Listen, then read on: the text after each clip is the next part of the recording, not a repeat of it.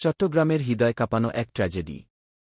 হালিশহর এলাকায় একটি ভয়াবহ বিস্ফোরণের ঘটনায় প্রাণ হারালেন একই পরিবারের মা ও সন্তান।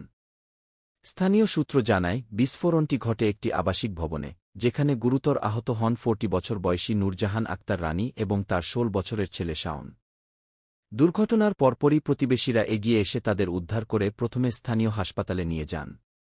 অবস্থার অবনতি হলে চিকিৎসকদের পরামর্শে দ্রুত ঢাকায় উন্নত চিকিৎসার জন্য রওনা করা হয়। কিন্তু রাজধানীতে পৌঁছানোর আগেই পথেই থেমে যায় নূরজাহান আক্তার রানীর জীবন। পরিবারের সদস্যরা জানান, অ্যাম্বুলেন্সেই শেষ নিঃশ্বাস ত্যাগ করেন তিনি। মায়ের মৃত্যুর শোক কাটিয়ে ওঠার আগেই আজ সকালে মারা যায় তার কিশোর সন্তান শাওনও। কয়েক ঘণ্টা লাইফ সাপোর্টে থাকার পর চিকিৎসকেরা তাকে মৃত ঘোষণা করেন।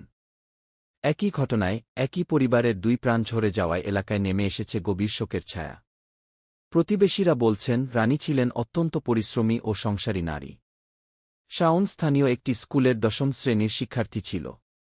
তার স্বপ্ন ছিল বড় হয়ে প্রকৌশলী হওয়ার। কিন্তু হঠাৎ এই বিস্ফোরণ সব স্বপ্ন থামিয়ে দিল। ঘটনার কারণ অনুসন্ধানে কাজ করছে আইনশৃঙ্খলা বাহিনী ও ফায়ার সার্ভিস। প্রাথমিকভাবে ধারণা করা হচ্ছে, গ্যাস লিকেজ বা বৈদ্যুতিক ত্রুটি থেকে বিস্ফোরণের সূত্রপাত হতে পারে। তবে তদন্ত শেষ না হওয়া পর্যন্ত নিশ্চিতভাবে কিছু বলা যাচ্ছে না।